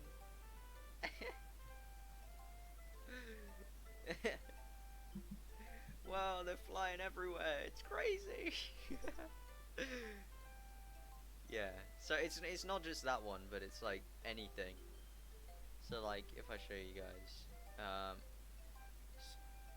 a little bit of self-promotion here, but the caps lock tier 1 sub emote. Look at that. Look at that. That's pretty cool, isn't it? I might need to make them last a bit longer because they don't last that long right now. Alright. I'll be your beach. Your mind is so full of troubles and fears that diminished your wonder over the years. But today I have a special place. A beach for us to go. A shore reaching beyond your sight. A sea that sparkles with brilliant light. The walls in your mind will melt away before the sunny glow. I'll be the beach that washes your worries away. I'll be the beach that you daydream about each day. I'll be the beach that makes your heart leap. In a way you thought had left you long ago. Let's bury your heavy thoughts in a pile of sand. Bathe in sunbeams and hold my hand. Wash your insecurities in the salty sea, and let me see you shine. Let's leave your memories in a footprint trail. Set you free in my windy sail. And remember the reasons you're wonderful when you press your lips to mine. I'll be the beach that washes your worries away. I'll be the beach that you daydream about each day. I'll be the beach that makes your heart leap in a way you thought had left you long ago. But if you let me by your side, your own beach, your own escape, you'll learn to love yourself again. I think it's quite clear.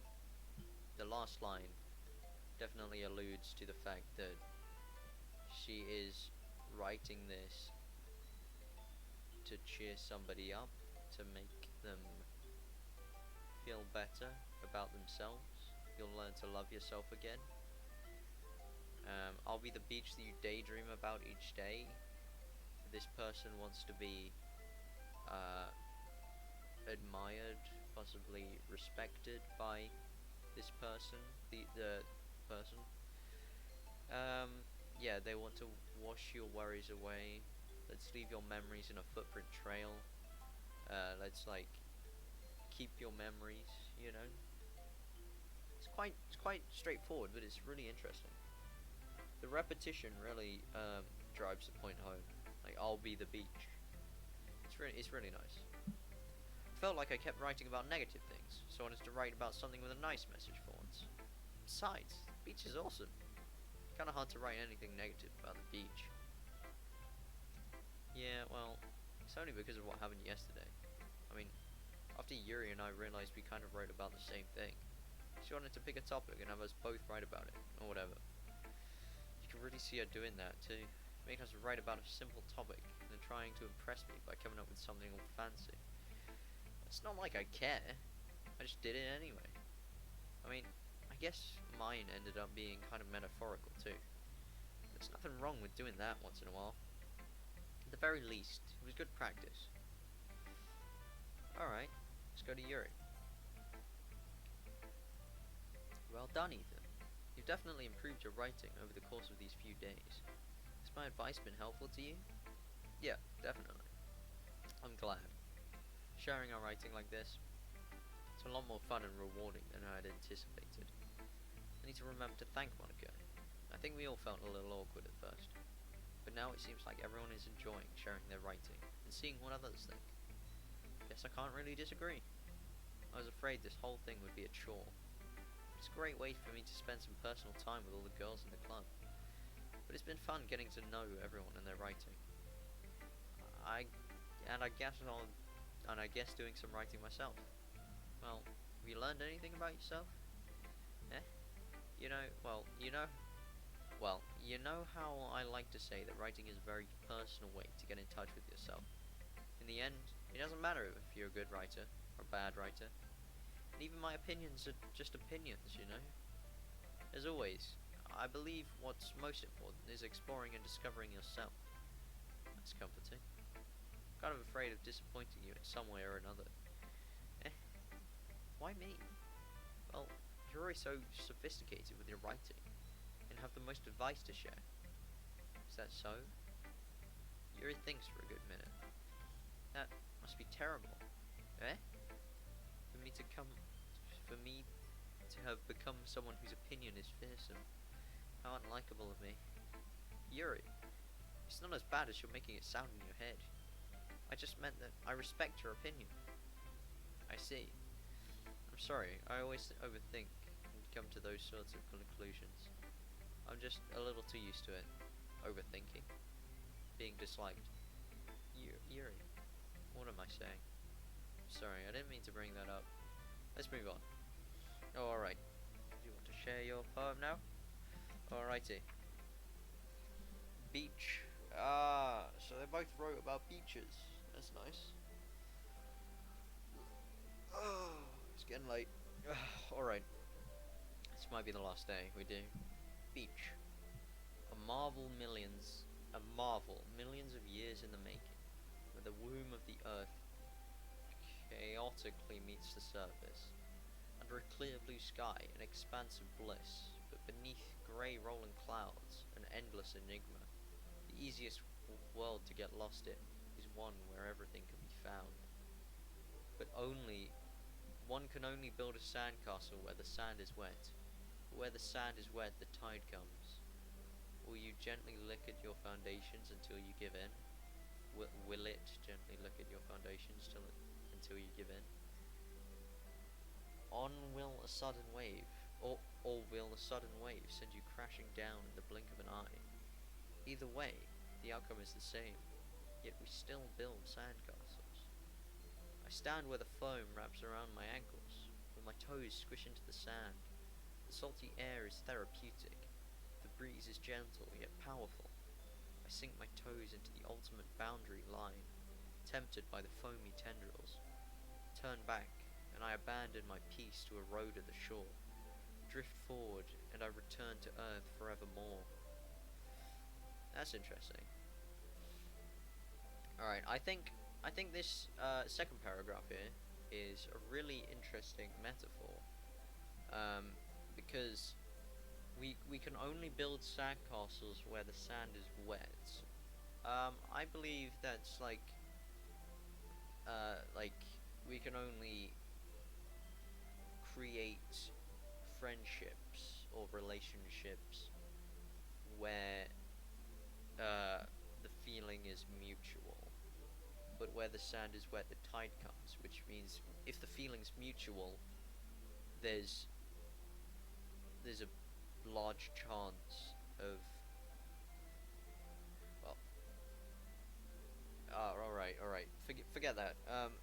Building sandcastles, I believe, is reminiscent to relationships, not friendships, where the sand is wet. Now, the sand being wet is sand that's already been, like, done something to, so like a friendship. So you can only build a relationship where there's already a friendship, but where a friendship is, it becomes where you might get stuck at that point, which is the tide.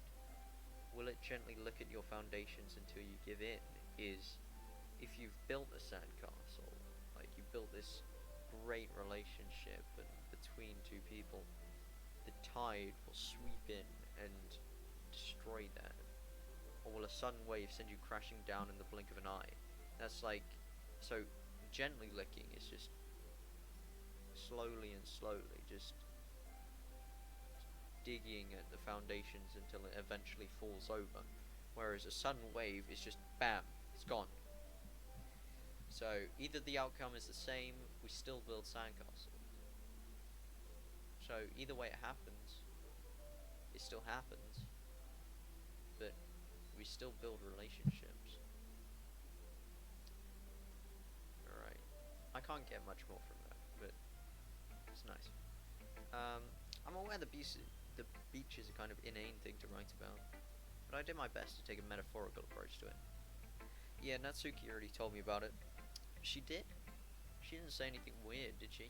She just wanted us to write about the same topic again. I suppose I'd better compare the differences in our writing styles, or thought processes. Anyway, it was her idea. Knowing her, it's no surprise that she wants to do something like that. She probably just wants to show off. It's not like I have a particular interest in her writing style. I just went with her request.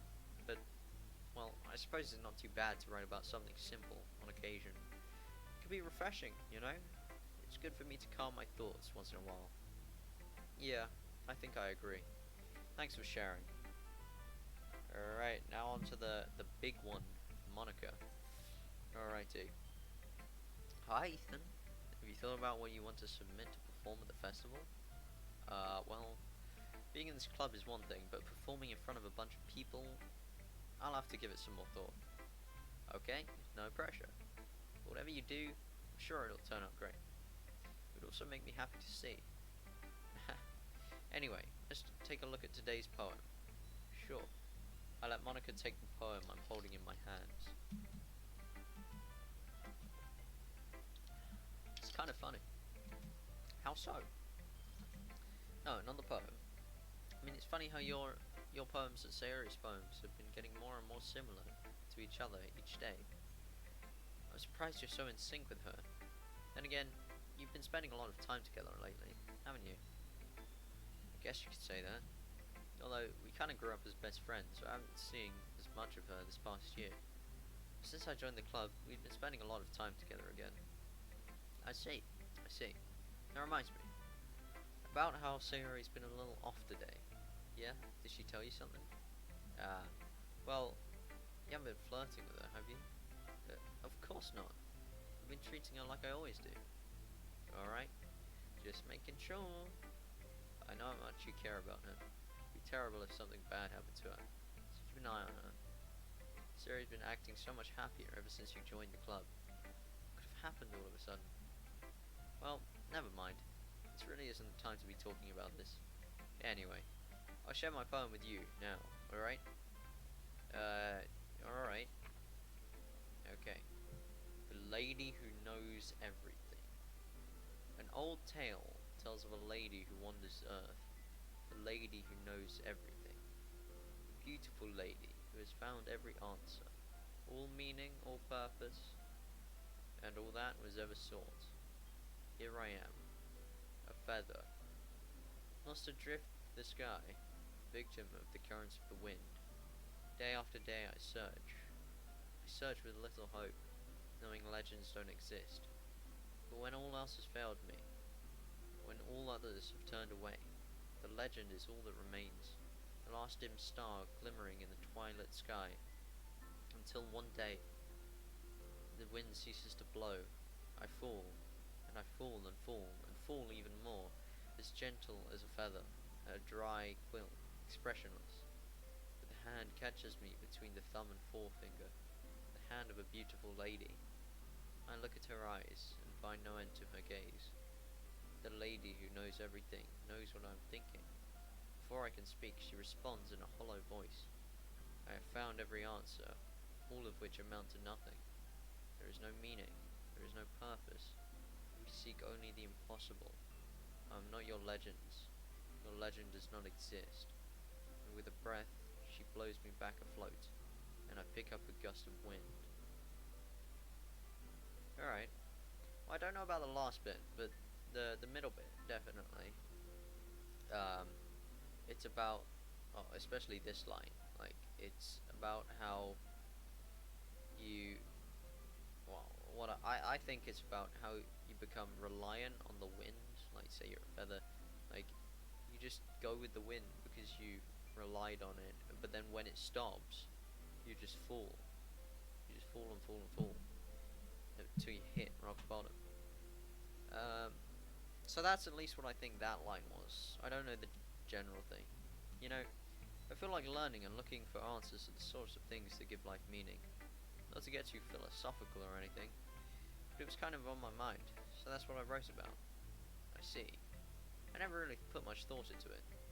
In a way, it's almost paradoxical, because if we had all the answers, wouldn't the world start to lose its meaning? You know, there's one thing I noticed. It seems like everyone in the club prefers writing about things that are more sad than happy. Are you surprised? I mean, if everything was okay, we wouldn't really have anything to write about, would we? Humans aren't two-dimensional creatures. I think you know that better than anyone. I mean, one-dimensional. Yeah, that. Anyway, here's Monica's writing tip of the day. Are you ever too shy to share your writing because you're afraid it's not that good? It could be really disheartening to get a lukewarm response to something you put so much into. If you find other people who enjoy writing, then sharing becomes a lot easier. Because instead of just telling yourself that your writing is good, or okay, or bad, they want to focus more on everything that went into it, and the things you can work on. It's much more encouraging that way, and it will make you want to continue improving. It's almost like having your own little literature club, don't you think? That's my advice for today. Thanks for listening. Okay, you three, we're all done sharing poems, right? Why don't we start figuring out... Hold on a second. Is it just me, or did you say something strange just now?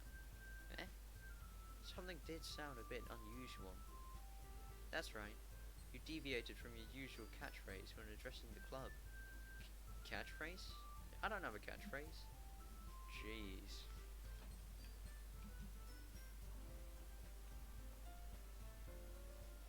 Why is the mood so weird today? Look, even Yuri isn't immune to it.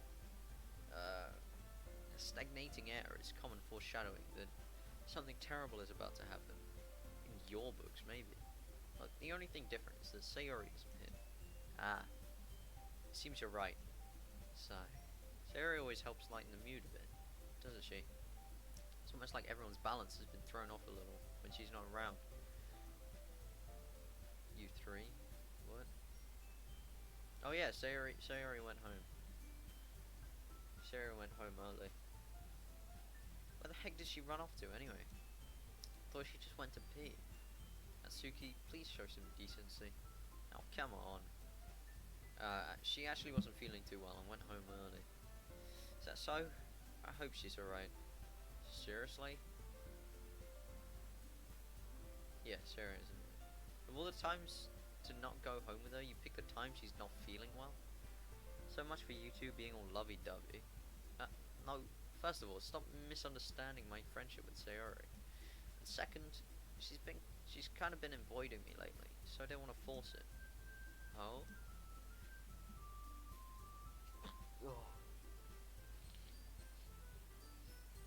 Oh. Block nose is not fun. That curious expression coming from Yuri, of all people. Calm down, guys. I talked to her earlier. Everything is fine. What did she say?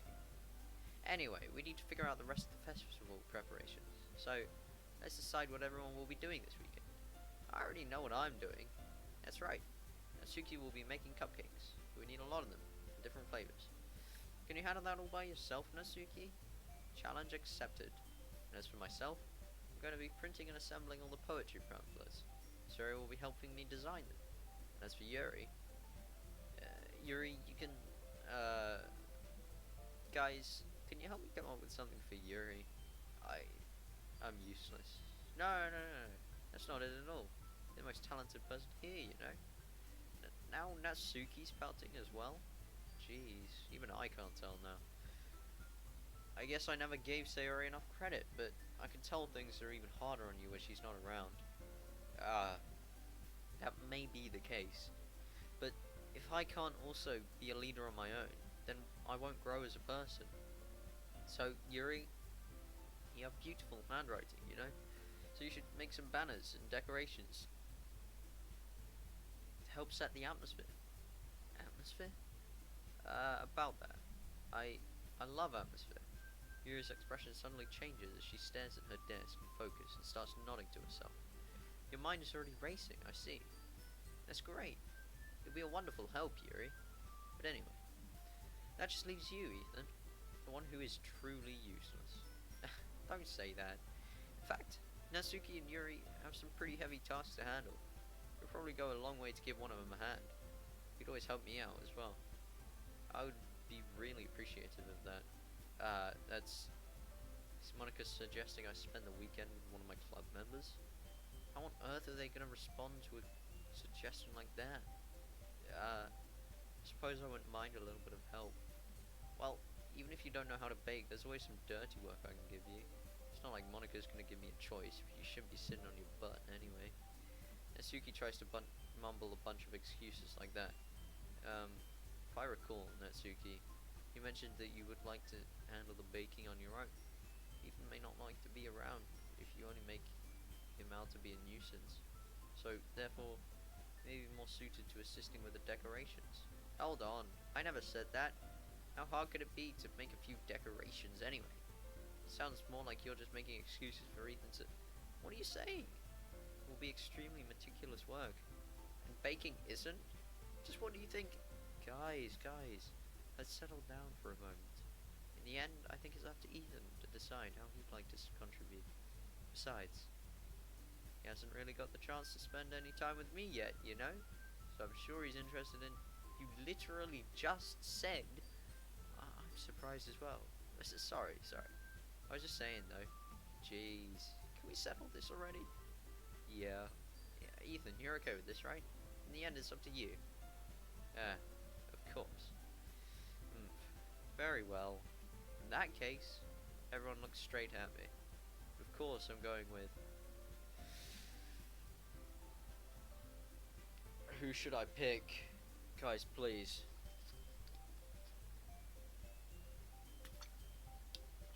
Guys, please, I need help. Oh, who should I pick? Say something in the chat, please. Quickly. I need to know. I really do not know. I mean, it says Sayori there with a ... but Sayori isn't even here. So I don't know.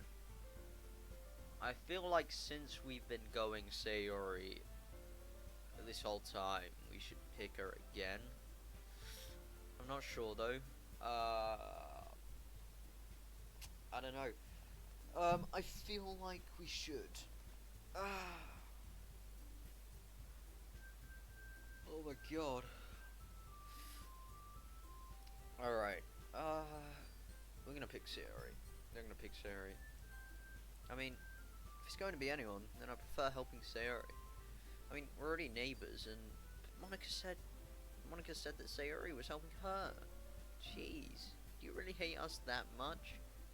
No, sorry, I didn't mean for this to be difficult. Just think of the club, okay? Bruh, we can't pick Sayori. Who should we pick? Who should we pick? I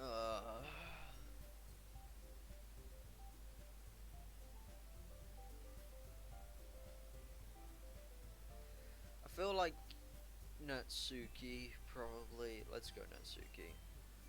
Well, baking sounds like it could be fun. You guys make it sound like a lot of work, so it could probably use 2 people. Don't worry, baking is a ton of fun. You'll definitely agree. Just a minute ago you were saying that's because. Never mind, okay? Well, anyway, you'll be fine by yourself, right, Yuri? Of course. I'm used to it after all. That's good. Even though Yuri is being melodramatic. Let's pick Natsuki's my favorite, but I don't know. Yeah, after Sayori, like, I think I would have gone down Natsuki path, obviously. But yeah. Even though Yuri is being melodramatic, it's a little hard not to feel bad. So that's everything, right? Anything else we need to talk about? No, I think that's it. You guys excited? Yeah! Everything except the performance is gonna be awesome. I don't think that really counts. What about you, Ethan? Me? I guess you could say I'm interested in how it'll turn out. That's good enough for me. What about you, Yuri? Yuri? She's still sulking. Natsuki starts pouting too. It's not that big of a deal or anything. Well, it might not just be that. I think Yuri's feeling a little underappreciated in general. Having to come up with something for her to do, and then nobody offering to help. That doesn't mean... Natsuki glances back and forth between everyone with a worried expression. Look, Natsuki goes over and puts her hands on Yuri's shoulders. Yuri, you really are the most talented one here, and you're gonna help make the event a lot more fun and welcoming. I mean, the cupcakes will probably help too, but you're gonna make the atmosphere special. They'll be really important for the way people feel during the performances. So, you need to stop being dumb and give yourself a little more credit. Natsuki releases her hands and turns around to face the other direction. You didn't really mean that, did you? Not really, but Yuri isn't the only one surprised. Monica and I are also taken aback by Natsuki's words. Natsuki, of all people, to be saying such encouraging things. But I begin to understand. Natsuki was trying to sound like Sayori. Even if it didn't work perfectly, I could tell that she tried to say something Sayori would at a time like this. Because Sayori always helps everyone smile and feel good about themselves. I'm sorry for being dumb. I'm going to do my best. And all of us are going to make this a really great event. Yeah. I hope to see everyone do their best. With that, there's nothing more for today. So I guess it's time for us to head out. Okay, but I'm staying here a little bit longer. I barely got to do any reading today, so fair enough. There's nothing wrong with that. Everyone packs up their things. I start to follow Monica and Yuri out the door as they chat between each other. Where are you going? We still need to figure out our plans for this weekend. You literally would have gotten home and realized that you didn't have a way to contact me. Ah, that's true. I have no idea how that slipped my mind. Jeez, good thing I stopped you. Giving you my number, okay? Better not make it weird or anything. Why would I do that? Natsuki gives me her number. Okay. I'm coming over on Sunday. I'll bring all the ingredients. Wait. You're coming to my house? Well, yeah. What's wrong with that? I mean, I just figured out since I'm the one helping, I would be going to your house. Yeah, right. Like, I could have a guy over at my house. My dad would kill me. Really? It's kind of strict if you ask me. Yeah, how do you think I feel? I can't do anything when my dad is home. Anyway, I just needed to complain for a second. We have each other's numbers now. That's all I needed from you. Guess I'll text you when I'm coming over. Alright, fine by me. Yeah. I'm gonna show you why I love baking so much. You better look forward to it. No? Didn't you say you were just gonna give me the dirty work? Well, I was just saying that. It's not like I can act like in front of everyone. And I was looking forward to this. Wait, really? Well, kind of. It's because I never got to bake with someone else before. That's all it is. So, alright, I get it. Sorry for overreacting. Anyways, I'll be heading out now. See you on Sunday. Never mind. Alright. I can't believe this. Asuki's gonna be coming over to my house on Sunday, even though I would have preferred to do this with Sayori. My anxiety still shoots through the roof. Guess I've gotten pretty used to handling her at this point. Who knows what might end up happening when we're outside of school. She even told me she was looking forward to it. I shake my head. Why do I feel nervous that Sayori finds out about this? It's not like we feel that way about each other. Besides, Monica said, this is about the club. I have nothing to worry about. If I just go with it, I'll have a good time. It's already Sunday. Oh, it's Sunday. I'm getting increasingly anxious about Natsuki's upcoming visit. I keep telling myself there's no reason to be nervous, but it doesn't help much. I wonder if she'll act any different when it's just the two of us. I'm sorry guys. They said a funny...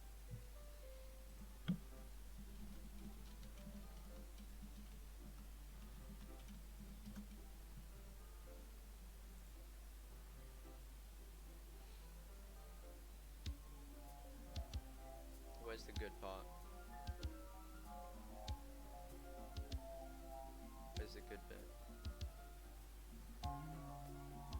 Raindrops fall and the beauty of it all. That's a good song, you should listen to it. I think it's Grover Washington Jr.